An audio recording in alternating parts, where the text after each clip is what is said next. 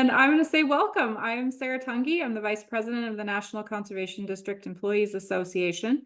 We're very happy to have you today.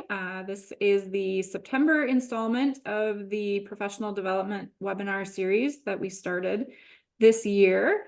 We're happy to see everyone. We have a fantastic topic on selling urban ag to rural residents, which I think is a relevant topic for all of us as we start to really think about what is rural versus urban. The National Conservation District Employees Association, one of our mission goals is to provide professional development to conservation district employees across the country. So as part of that, we've started doing these webinar series on a wide variety of topics. They are recorded every month, and we post those to our YouTube channel as well as our website, ncdea.us. So you can go there for the recordings. So if you have someone who couldn't make it live today, they can feel free and watch that playback. And we'll provide any PowerPoints and any notes that come up throughout the presentation today. So just some housekeeping, you'll notice that the microphones are all turned off. There is a Q&A box. Please feel free to pop in there if you have any questions throughout the presentation, and we will get to those at the end. We'll save some time so Jaden and Jeff can impart their wisdom on you. We're lucky to have them today. They're both experts in their fields. So with that, I will let you guys get started and introduce yourselves. Thank you very much. Well, thank you, Sarah. I'm Jaden Deckert. I'm the urban conservationist with Burleigh County SCD. So we really focus a lot on outreach, education, different things like that. And I'll turn it over to Jeff since we'll let him start with the PowerPoint a little bit. All right, thanks, Jaden. My name is Jeffrey Miller. I'm the director of the Cass County Soil Conservation District in Fargo, and we do quite a bit of urban conservation, both education, outreach, and on-the-ground conservation practices. So today we're going to talk about selling urban ag to rural residents. All right.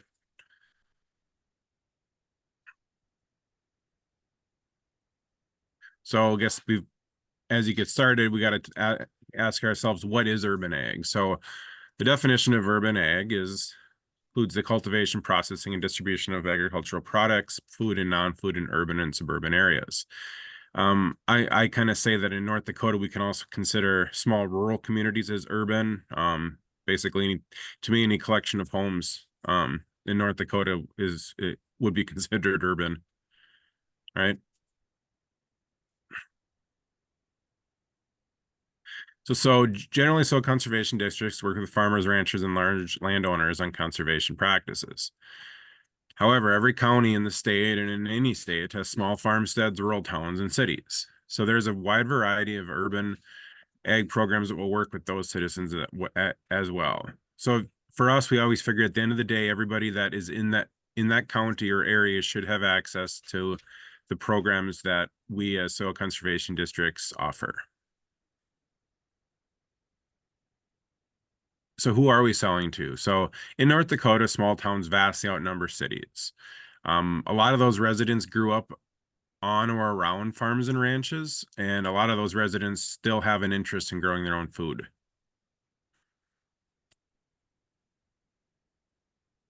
And even in large cities, there's a growing interest in growing food and conservation. A lot of those larger cities also have park districts that can provide space for a wide variety of practices as well, including community gardens.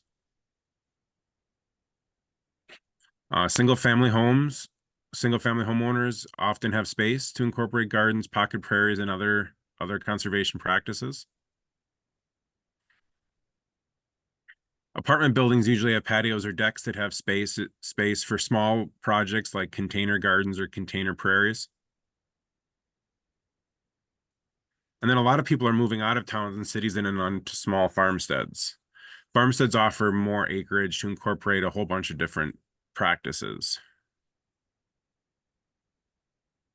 Okay, so we kind of talked about who we're selling to and why. Now we're going to talk about, or we talked about who we're selling to. Now we're going to talk about the why. And there's a lot of different research out there that really focuses on regenerative ag. And so that's where the 5 soil health principles come into play. So it really doesn't matter if you're farming 20,000 acres or 20 square feet. The soil health principles are scalable, which is a benefit for urban ag.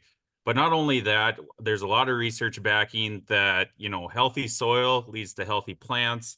And then whether it's a beef critter that eats those plants and then we eat the beef critter or we eat the vegetables, it really kind of brings into focus different things like nutrient density and human health. So that's kind of our big focus within our urban ag within Burleigh County here.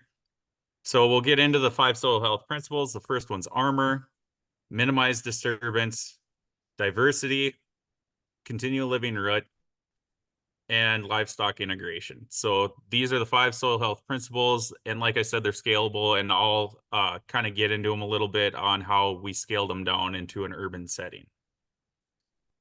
Okay, so the first one, soil armor. The benefits, it reduces water erosion, it helps regulate soil temperature, and it can help suppress weed growth. So this can have a lot of different looks, and that's the beauty of it, is you can kind of get as imaginative as you want. So here are just some different examples. If you look at the picture on the left-hand side, that's a paper mulch that we've utilized. That works really great. I really like that one because it breaks down. So anything that you can put on your landscape that'll break down, that's feeding the soil. And if we look at what's in paper, it's got a very high carbon component. So that's actually feeding the microbes underneath. If we look at the top photo, that is cover crop residue that we went ahead and planted directly in. That bed's 4 foot by 8 foot long. So like I said, we scaled down the cover crops as well. And then if you look at the bottom photo, that's a weed barrier fabric. That also works. That's not my favorite type of cover, but it also helps reduce the erosions, things like that. The only thing I don't like about it is it won't break down. So then rotation kind of becomes a struggle a little bit with it. Okay, so our next one, minimize disturbance. This is probably one of the toughest ones, but to implement within the urban setting.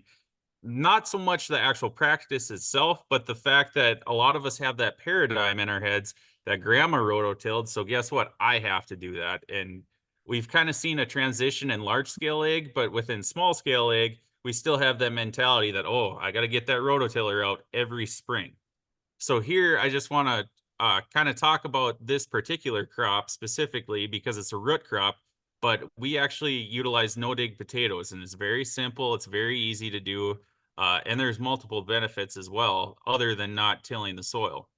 But the practice is all you do is you take your potato tubers, you split them like you normally would with the eyes, you lay them right on top of the soil, and then we'll cover them with straw or alfalfa. Either work. We prefer alfalfa because there's a little bit more nitrogen in alfalfa, so it breaks down a little bit quicker. There's no nitrogen tie up, and it'll actually provide fertility for the following years. The best thing about no-dig potatoes is when you go to harvest them, all you have to do is grab the plant and pull it up. And a lot of the tubers come right onto the root system. You don't have to break your back utilizing a pitchfork trying to dig them out. So that's a huge benefit. And yeah, you just kind of dig through the straw and you can find the rest of the tubers. So that's a really big benefit. Plus, we're feeding our soil, which is really important. Okay, so our third principle, plant diversity. There's a lot of different ways you can do this, and it can look a lot different depending on what you want to do. So it'll help break up disease cycles. It can add a pollinator benefit within your garden or landscape. It'll help increase aggregation. So us up here in North Dakota, the oldest fact sheet we can kind of find are the Lewis and Clark journals when they came through. So that gives us kind of a visual of what was here before we were. And unfortunately, there were no rows of carrots, tomatoes, potatoes. It was all a diverse prairie with large ruminants, so bison grazing across the prairie, and then predators moving them from their location so they're not overgrazing certain areas either. So that's what we're really trying to mimic with the diversity. Whether we utilize it with pollinator plants, we'll try to throw a grass component with cover crops. That's kind of important to us because that's what built our landscape. So we really kind of focus on grasses. Another way you can incorporate diversity is even companion planting. So I know some of the more common ones are like the 3 sisters within a garden setting. So you have your corn, pole beans, and squash all planted together, and they really kind of benefit each other which makes them a good companion. So your pole beans add the nitrogen for the corn. The squash actually helps repel raccoons because they don't like touching that underside of a squash or pumpkin leaf because it's really rough. So it really kind of detracts from the predation on your sweet corn as well. Okay, continue living root. Like I said, we up here in North Dakota are on the prairie, so lots of perennials were naturally here. So we're trying to mimic that to the best of our ability, whether it's in our landscape, our gardens. So this is where kind of cover crops come into play with us. It's really important to always keep something growing. For the first 6 to 8 weeks of every plant's life, it puts off what's called a liquid carbon root exudate. So that's the carbon or the sugar. They're kind of interchangeable, but that's what helps feed your system, feed the biology. And a lot of the biology actually takes that your macronutrients or your NPK that will be taken into the plant. The plant will strip that off a bacteria or a fungi, spit it out, and in return, it gets that sugar. So it's really important. That's what helps feed our systems. And then it also gives you other benefits like armor, and it helps increase aggregation, which increases your water holding capacity if you don't have an irrigation setup. So lots of different benefits by adding the continual living root as long as you can. And the last one, and the absolute hardest to implement into an urban setting, is livestock integration. So I know in some developments you can have chickens, maybe some small ruminants or rabbits, things like that. Those are all great if you can implement them. That is awesome. But there's other scenarios too. One that we probably utilize the most, if you look in the bottom left corner, that's compost. So we'll actually use some beef manure in our composting scenarios as the catalyst for that thermophilic process. Um, that's a really easy way to incorporate it, but I will caution you, if you are going to do that, try to make sure that it's pesticide free and really old manure, because any pesticide residuals left in that compost, that'll really that can kill your plants, whether it's in the garden or your flower beds or different things like that. I've heard all sorts of horror stories about someone knew a farmer, they went and got some manure and they put it around and it either burnt their plants or killed their tomatoes. And another kind of cool one that's just recently hit the market, a way to integrate livestock. If you look at that top left corner, so that is actually wool pellets. So the farmer or rancher shears his sheep and they'll take the fleece and they'll put it in a pellet machine. And from the research I've been able to find on it, it obviously makes a great mulch. It absorbs that water and makes it a slower release. On average, it's 9% nitrogen, so it's also a slow release nitrogen as it breaks down. But then there's the biological impact. So that sheep's out grazing through the pastures and fields and stuff, and it's just picking up all this biology off the plants and all of its areas. So that's also another great way to incorporate some biology within your system as well.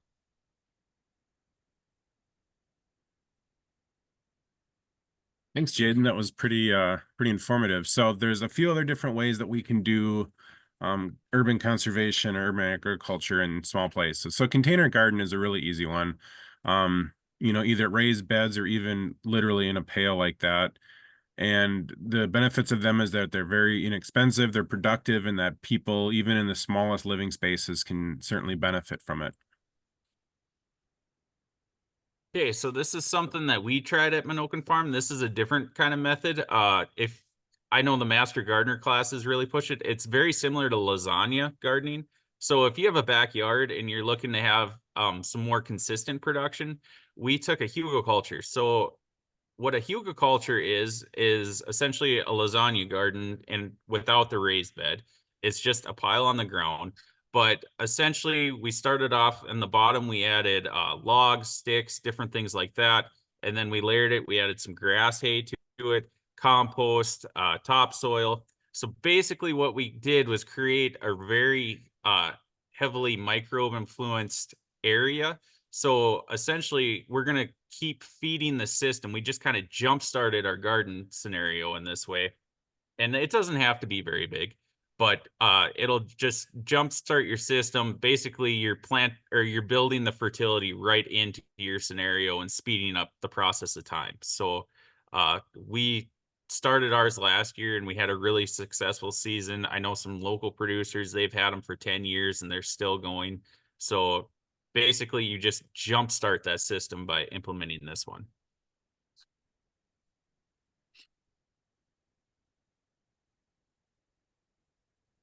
So Jaden kind of touched on methods of no-till gardening. So backyard gardening allows a little more room for to grow. So we often encourage the use of landscape fabric for the weeding and watering, ease of weeding and watering. So on my personal garden, what I've done is I have one strip of landscape garden, then I have one strip of cover crop. So then every year I just rotate the landscape gardening to where the cover crop was the previous year to take advantage of the nutrients in the soil and make sure that I'm getting proper nutrient cycling through. But we often encourage that because a lot of new gardeners don't quite understand the difficulty of gardening, weeding, watering, the whole work. So it kind of makes it easy to do plus very productive. So community gardens allow people that have little space or experience in growing food to be able to grow their own food. So especially in Fargo, a lot of our community gardens are new Americans that have come here that grew food prior to coming here, but don't have a place to grow it. So it allows a place to not only grow food, but also meet new people and learn new experiences. Okay, so another thing that we do with urban conservation that's really big for us here in Burleigh County is we do a lot of outreach events. So this can range from a whole wide variety of different things. Each year, actually last night, we just finished up hosting our preservation workshop. But typically from year to year, we do everything from selecting your seed to methods to control weeds, to tree diagnostics, to what trees work good on your landscape, to implementing pollinator plugs.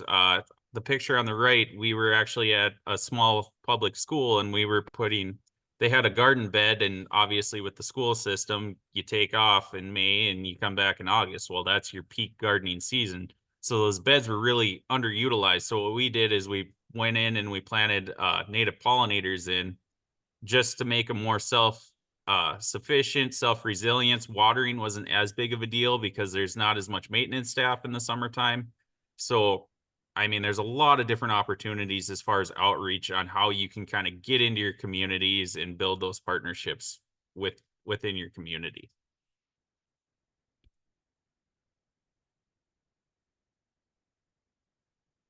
So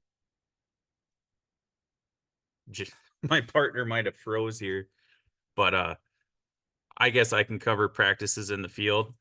So permaculture habitats that provide wind protection, wildlife habitats, fruit for home consumption, farmsteads within the acreage.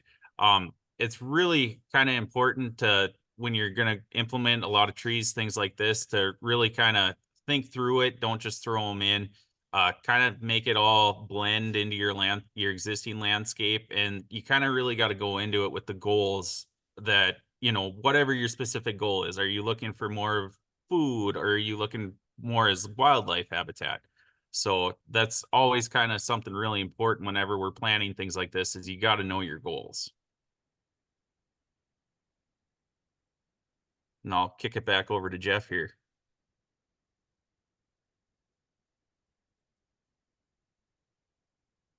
You want to go to the next one, Jaden? Sure.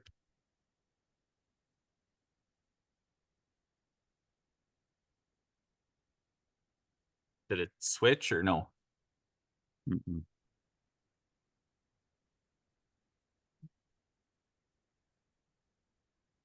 It's not moving at all. No. Okay. There It we is go. on our end, Jaden. Okay. Oh, okay. That might just be a little behind. You want me Okay. to go back a slide, or is this good? That's fine. Okay. So practices in the field for permaculture of a wide variety of cold hardy fruit species exist that work here in the north, especially in North Dakota, where it's hard to grow. So did it jump forward a couple? It did.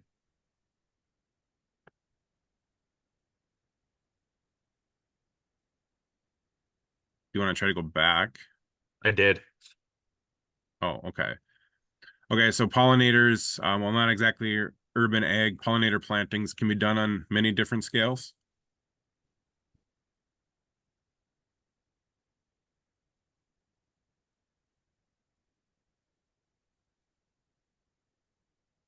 Okay, go to the next one.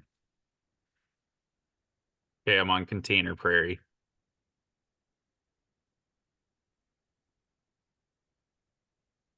Mine is still on the cold hardy fruit. Gotta love I don't know. technology. Right, Cass County must have a slow connection for being. It's on container fruit for me, so I don't know. I know Kelly is in the audience. Is that what you're saying, Kelly?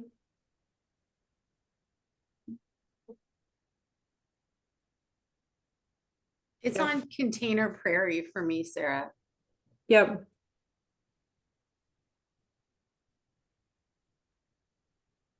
There we go. Okay, container prairies have native forbs and grasses that add a splash of beauty and habitat for pollinated insects, and they're appropriate for apartments or single-family homes. The only thing to think about when you're doing container prairies is that some of the grasses have very deep rooting systems and aren't really suited for a container prairie. So a lot of times you're going to use shorter forbs or forbs with shallower rooting systems, or else you're going to end up with a pretty root-bound system.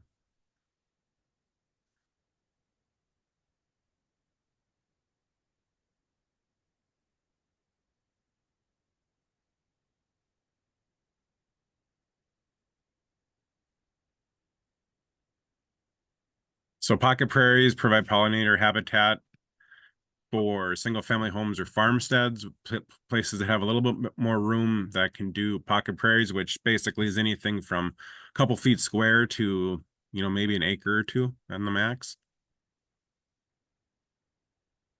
Okay, so this one, we've implemented a few of them in town, but rain gardens. So this is kind of very similar to what Jeff is talking about with this pocket prairie, but instead of doing it on, we'll place this next to a house and we'll actually create a divot so you can kind of see it in the picture there, where the rainwater will come off your roof and it'll fill a bowl.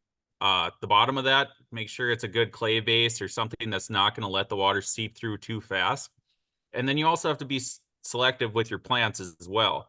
So you obviously want some hardy plants that can withstand some drought tolerance, but in the bowl, you're going to want some hydrophilic plants. So basically they can have wet feet, because in an ideal rain garden, you're going to want, if you get probably a 2 or even a ½ inch rain, you want water standing in that bottom of the basin for approximately a day to maybe 3, depending on how much rain you get. And then you also want an overflow, because across the top, that's where we're going to put those hydrophobic plants. So the ones that don't like having wet feet and they don't like withstanding it. So by implementing both types of plants, you're adding that diversity. And then another thing that's always important, especially when you add the forbs, is to incorporate all your bloom seasons. So here in North Dakota, we have 3. We have an early, a mid, and a late.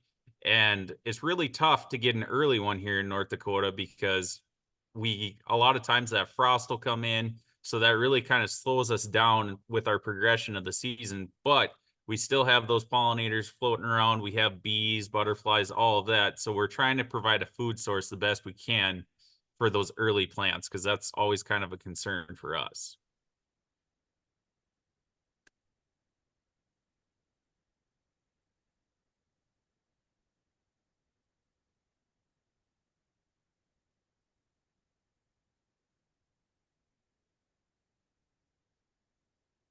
So mine continues to lag. It's still on rain garden.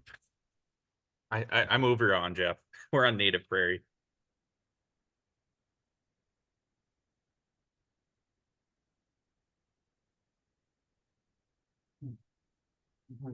All right, so native prairies, larger native plantings can be done on farmsteads with acreage, and this is also a great place to do, or a great practice to do with public green spaces in towns and cities. So in that photo there, we were seeding some green spaces near apartment buildings.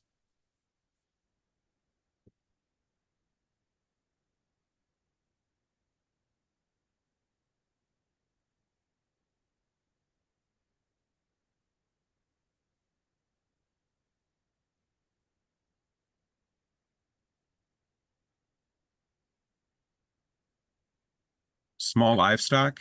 Are we on small livestock? There we go. Okay. Small livestock such as rabbits, chickens, like Jade mentioned, can be raised on farmsteads or even in some cities.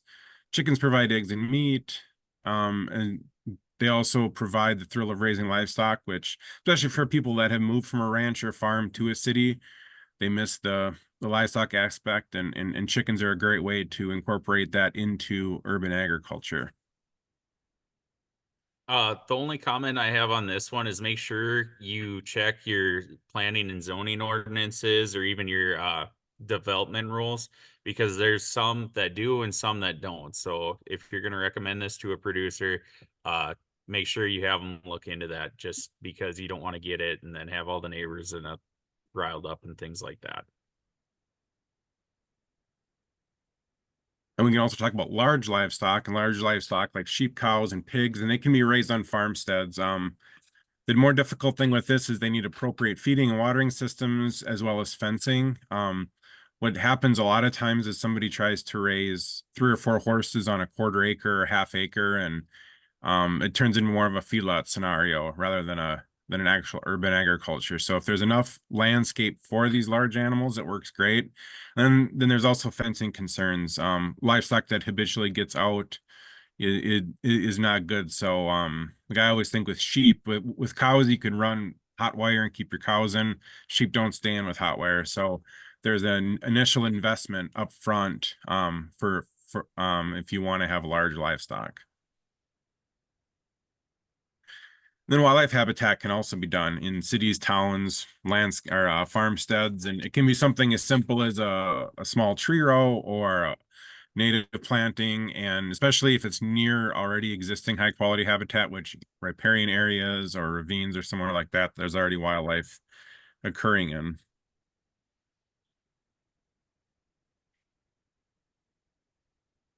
And why are we selling urban ag? So urban ag offers an opportunity for soil conservation districts to develop new programs, offer new cost share opportunities, and provide technical assistance for people that may not normally seek out our services and expertise. So places like Burleigh County, Cass County, where we do have a large city, a lot of people that are providing tax money for our services aren't getting opportunities to use it. So an urban ag program really helps provide equal access to everybody in the area.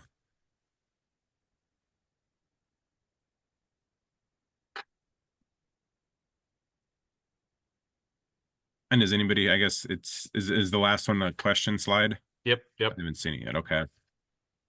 All right.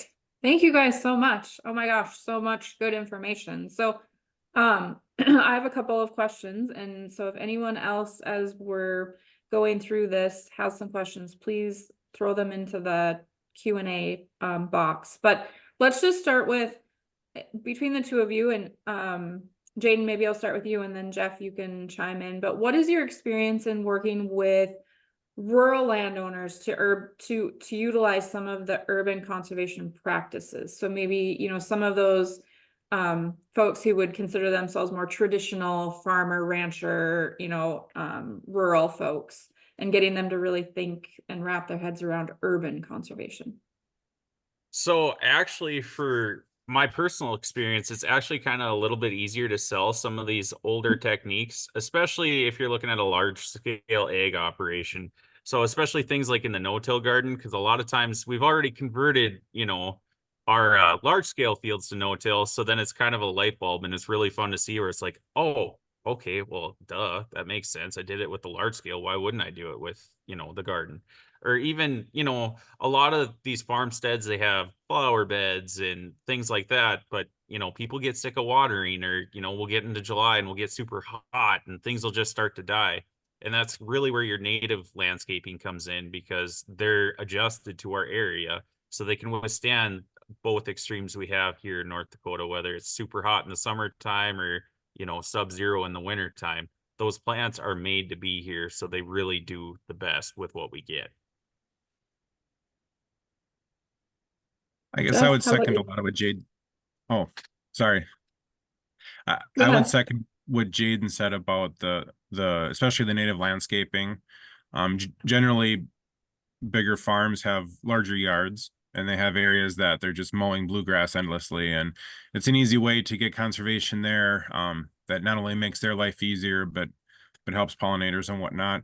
And at least for us in the East, there's not a lot of animal agriculture. So some of the small scale or animal agriculture is really easy to implement, whether it be 3 or 4 pigs being raised on dirt to be butchered in the fall, or sheep or something like that. Not necessarily thousands of acres of cattle ranching, but small, smallish livestock that are going to, provide meat for the farm family. Awesome. Great. I think that makes sense, right? That you're talking to people about things that maybe they are already doing, but they just never really considered it to be like, I think urban is a term that sometimes we all kind of think of, oh, that's some huge city, and that's not small necessarily. And so I'm been on this kick lately that we need to kind of reframe that thought process, right? That just because you don't live in some metropolitan downtown New York City doesn't mean that you can't do, that you aren't urban, or you aren't like small scale gardening or different, those kinds of, the view of conservation can be scalable. So that's awesome. Okay, what cost share programs have you worked with, or do you recommend for like container gardening or pocket prairies, or just kind of in general, where could folks who maybe don't work in this as much look for some of those information or that information? So for us in Burleigh County, especially with the container garden or the pocket prairie, we don't offer a cost share assistance. But what we did do is we added pollinator plugs to our tree store. And I guess all the districts in North Dakota, that's kind of how we got our start, was planting trees during the 30s, different things like that. So a lot of districts have a surplus sale or a tree store where people can just come in and order hand plants, things like that. So we just went ahead and added some pollinator plugs, some natives for people to just buy and utilize.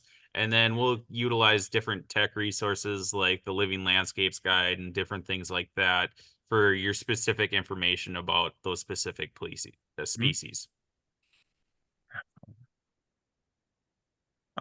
So we have cost share available, or cost share programs available through the Cass County Soil Conservation District. We cost share on pocket prairies, we cost share on native plantings, we cost share on community gardens. We don't cost share necessarily for container garden type things, but we provide technical assistance for that. But for us, the cost sharing of the pocket prairies have been huge because both the seed and plugs are very expensive. And when you can reduce the cost of seed and plugs down to the cost of that, it ends up being seeds or annuals that really helps be able to put that conservation on the ground. Yeah, that's great. And there are some federal programs too through the Farm Bill, more traditional Farm Bill programs for high tunnels and things like that. And then also just technical assistance that you can go to any of the offices and visit about as well. There's lots of fantastic resources out there that we can share to producers or landowners, interested parties. So definitely kind of do some research on that, I think, as you get questions from your customers. So in your experience, what outreach method has been most successful in reaching an urban audience that maybe districts haven't considered or don't, haven't thought of before, maybe don't do? It's not a traditional district type program. So we've done a few different things. Obviously I mentioned it earlier, but every year we have a garden series. So we'll bring in a variety of speakers on a bunch of different topics. Partnerships are huge.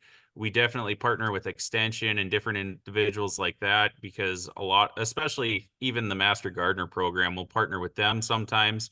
So that really helps us with the outreach, I guess, as far as that goes. And I mean, I feel like we're making a really big impact because it seems like our individual events just keep growing and getting bigger and bigger. So obviously people are talking.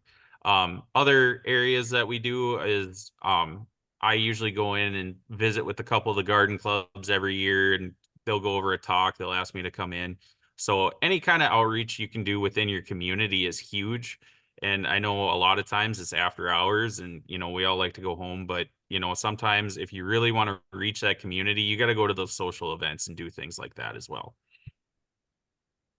Yeah, so outreach events are great. My experience in outreach events is there's just so many of them that it's hard to get a lot of people to any of them. But our biggest one is word of mouth and partnerships.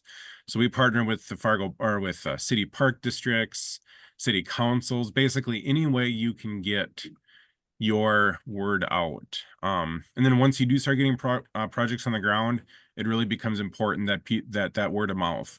A neighbor telling a neighbor is much more valuable than them reading it in the paper or having me tell them. That word of mouth is huge. So, you know, once you start getting some programs or some projects on the ground, that word of mouth is going to kind of organically spread the word. You go out in this hallway here. That's a fantastic tip, I think. I think we see that in all kinds of conservation, and that it's producers, it's neighbors, it's people talking to each other that really sometimes drives those folks back in to visit with us. You know, I think we hear that for a lot of different programs. Oh, I heard it from so-and-so, or I was talking to my neighbor, or I walked by and I saw it. In my district, we just implemented a couple of pocket prairie pollinator plots across the county. And it's been amazing how many people have reached out to us about them just as like, hey, that's really cool. Or sharing photos of all the monarchs that have been congregating there over the last couple of weeks. And like, that's an excellent form of outreach because you're getting people thinking about it. They maybe aren't going to ask you for technical assistance, but now they've talked to you. And so they know that you are a resource if they need something in the future. So don't necessarily think of outreach strictly as I have to host an event and I have to get people there and it has to be some large scale thing. It could be, we did a demonstration and we're sharing it on Facebook like weekly so you can see it growing, or monthly, or whatever that looks like. Don't think it has to be super involved always. It can be the small things that trigger a spark. And if you get one person to come in out of that, I call that a win no matter where you are, because you have one more person who's come in for assistance, to talk to you, maybe looking for programs, whatever it might be. So definitely think outside the box a little bit. I think when you're thinking about outreach and the methods that you're using, and that goes for all kinds of conservation. Okay, let's see. Let's talk real quick about as we're talking about the urban programs, talk a little bit about a success and a failure that each of you have seen or had in kind of implementing, you know, more into the urban side or the small scale conservation practices. So my biggest success story, actually, there's an area within Bismarck, North Dakota that has very awful soils, and everybody gets into development and they want to have their trees, and this soil is not conducive whatsoever for growing trees. So this person reached out to me, asked me to come look at his trees because they weren't doing well. And I kind of knew what I was getting into when I went up there. So we looked, he had these pine trees that were, I mean, maybe 5 years old, and they were shriveled. The needles were falling off. They had all sorts of disease issues. And it's just a very, very high salinity area. And he asked me, he's like, what would you do if this was your yard? And I was like, honestly, I'd get rid of the trees and I would implement native landscaping because that's designed to be here. It'll grow. You're going to be a lot more satisfied with it. I mean, I know you really like trees and you want them, but I was like, realistically, where you live, that's more than likely not going to happen. And anyways, yeah, I drove by probably a month later and the trees were gone and he had all these pollinator plugs in there. And it was just something really cool to see where it's like, hey, I knew I wasn't going to be the good guy in that situation, but he actually took what I had to say and thought about it and he actually implemented it. So that was huge for me. One of my biggest failures, and I feel like we do this a lot, we have a lot of shortcomings when it comes to follow-up, but I helped an individual cost share a high tunnel, and they were really excited about it, and they were going to do cover crops, and it was just going to be great and have all this soil health within the high tunnel. And then she called me and she's like, yeah, this rye's really out of hand in the spring. And I'm like, okay, well, I gave you all the information on how to do it, you know, and I went out there and her entire high tunnel was covered in barnyard grass, which is kind of a noxious weed for us. And I mean, I just felt awful. And I was like, well, I take it upon myself. I should have done more follow-up. I should have kind of helped them along the way a little bit more. So that's probably the biggest thing is, especially with different things, well, high tunnels especially, there's so much more management that goes into it than a traditional garden. the follow-up is really, really important, and try to get all the information and, make sure those producers know that when implementing this, I mean, you're really going to have to increase your management specifically with high tunnels. So one of our biggest successes was there's a large softball complex in North Fargo, and we partnered with the United Prairie Foundation and Fargo Parks to do both drill seeded prairie and then some large pocket prairies using plugs. And this past summer, my middle daughter plays softball, and I was walking out to the parking lot, and there was a couple people standing by one of the pocket prairies, and they were talking about it and kind of talking amongst themselves on what it was. And I ended up standing and talking to them for a half hour, and we walked through the prairie and identified plants, and both those people were going to implement something like that on their own property. So, something as simple as just, going to a softball tournament on the weekends, I was able to really help educate on the prairie. Probably our biggest failure, it's kind of along the lines of Jaden, is we were working with West Fargo schools at the administrative office. They wanted to use native landscaping, and I met with the groundskeeper and a volunteer that was no offense, but was a master gardener. And she kind of, when I was explaining to her how to do it, there she was kind of like, "No, I got this. I'm a master gardener. I'm a master gardener." Well, when I came back a few weeks later, everything was dead. It had been planted. Half the plant, all of the shrubs are planted with the majority of the roots out of the ground. A lot of the plugs are planted either too deep or much too shallow. It was a complete failure. So I guess sometimes you really do have to educate, and even if they quote unquote know what they're doing, you still have to make them aware of how they're doing it, because that's a project that a few $100s that is a complete and utter failure. So next year it's going to have to be a totally different approach to that project if they would want to continue it. Yeah, I think it's always interesting when we talk about failures and try and, we're learning from them, and we don't often talk about them, right? We want to celebrate the successes, but we don't often say, "Oh my gosh, this was a horrible thing, but we learned a lot and we will not do it the same way again." And so I think there's a huge amount of benefit in saying, "Yeah, I tried that, it didn't work," or "I would do it differently." So thank you for sharing that. So a couple more questions in the chat box that are more related to kind of techniques and some of the specifics for some of the small scale gardening. So talking a little bit about the hugelkultur and how that works and how it retains more water, needs less fertilizer, just kind of what it is a little bit more in case folks don't know. Sure. So with the hugelkultur, obviously with all the diversity of different ingredients that we put into it, we basically created something that's naturally going to break down. Fundamentally, if you look at, the sequestration of plants, you have some trees, you have some grass, and as it breaks down and decays, that's what's going to increase the biological diversity. So that's what's going to increase your nutrients for your plants. Just because you're feeding that biology as it breaks down is probably the biggest thing. And then with that, with a really active system and a diversity of plants, that's what increases your water holding capacity.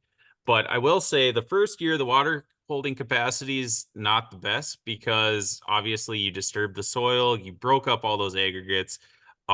So actually when I built mine, I built it in the fall, and I went ahead and seeded a biennial, rye actually. So, because my whole focus the fall anyways, was to get root systems growing, get that system active, get the biology active, trying to really kind of inoculate the system for the following year. And I guess this year we planted a pretty big diversity. We had pumpkins, we had zucchini, we put rhubarb, actually my goal is eventually to put a bunch of different annual or perennial garden plants in there. So basically the system keeps feeding itself, and I really won't have to mess with it much. But as far as the perennials this year, we have rhubarb, strawberries, and chives. So that's the three we started with. I think next year we're going to add asparagus and horseradish and maybe some other ones as well. Nice. That's awesome. What did you maybe want to come to my house, Jaden?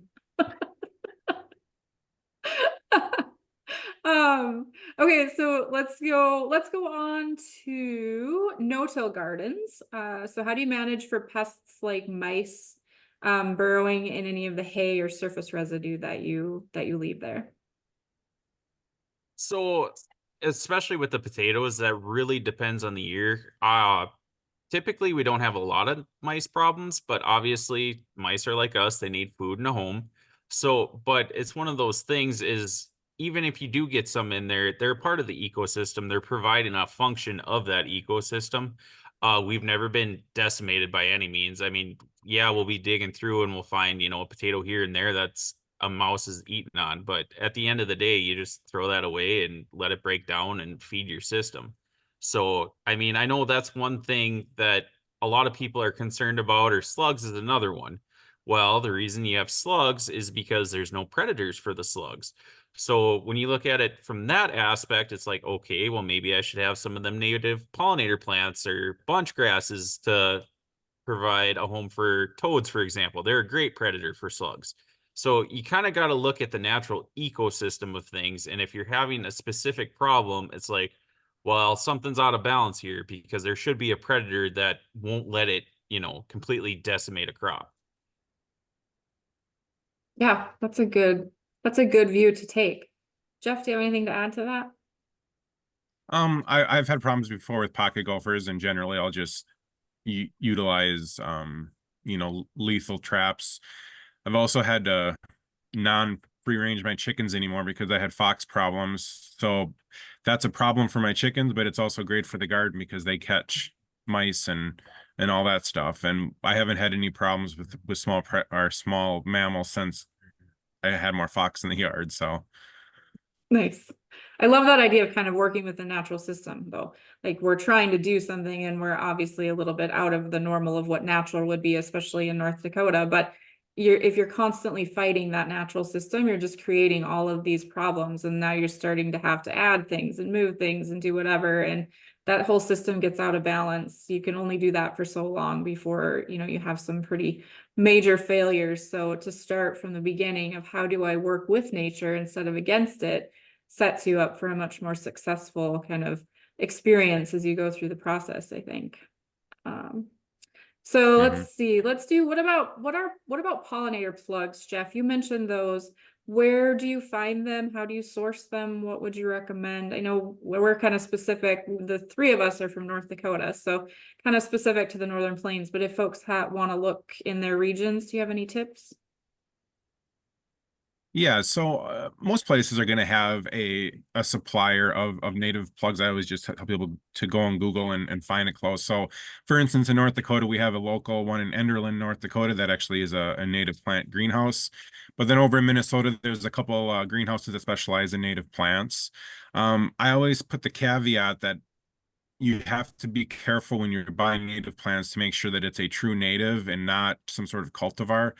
Generally, if there's some fancy name or a trademark after it, it's a cultivar. Cultivars are generally not nearly as beneficial as the true native because cultivars are usually bred for excess beauty or something like that, and generally that takes away from the attractiveness to a native pollinator. So just make sure that you're finding actual native ones. And I like how you mentioned regional, because if you live in Texas and you purchase big blue stem from North Dakota, that's not the same big blue stem. Even though it's still big blue stem, it's not going to grow the same. So you want to try to get the source as close as to where you live as possible.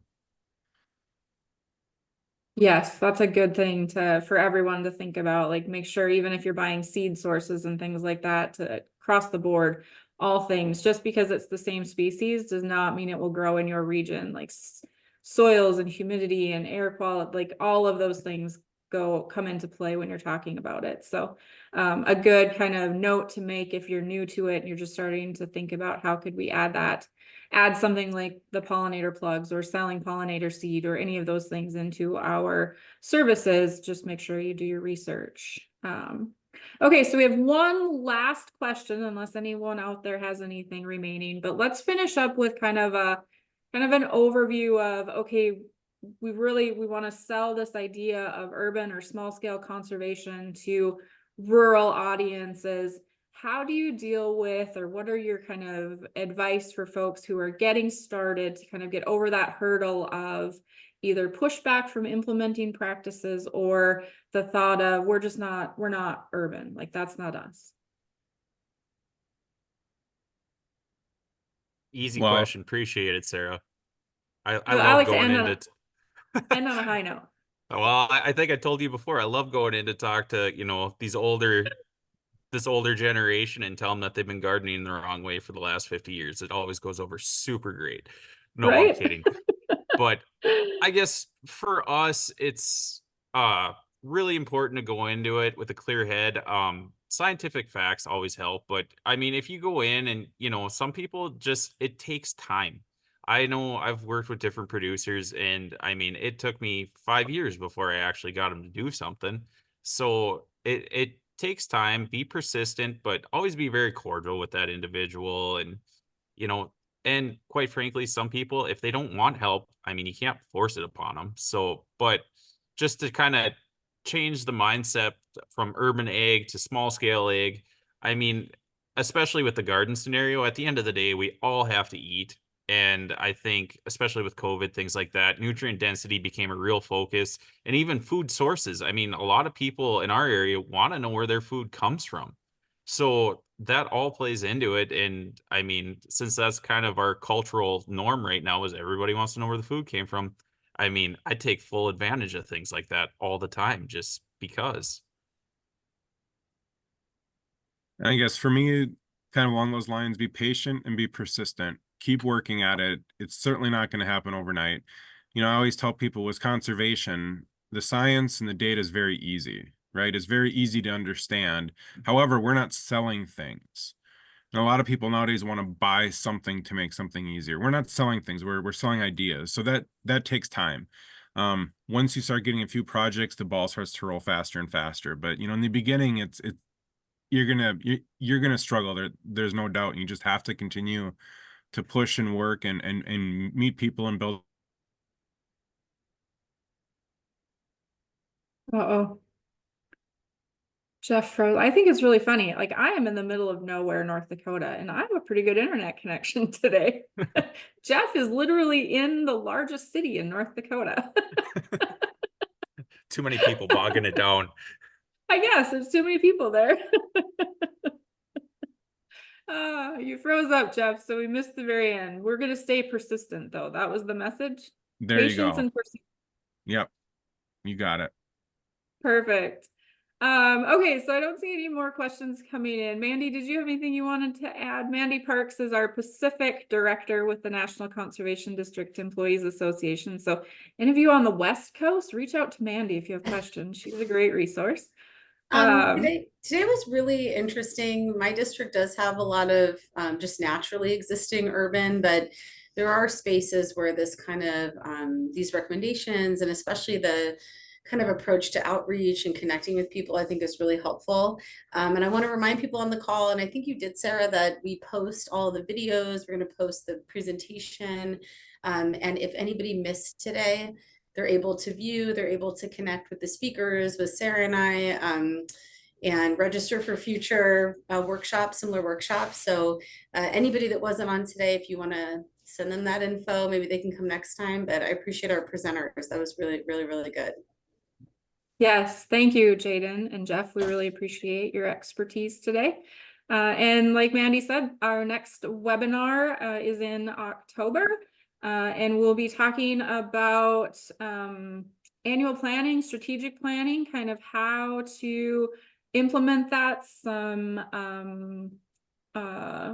tips and tricks and things like that. So if that's of interest to you, that will be October 23rd is the date. So and there will be a notice go out to everyone who's registered prior. And yes, the recording will be available. I will try and get it posted by the end of the week. That's always my goal, is to have them up on the website by Friday. So you should be able to view it. And thank you again, guys. We really appreciate your time today. Thanks to everyone else, and we hope to see you next month.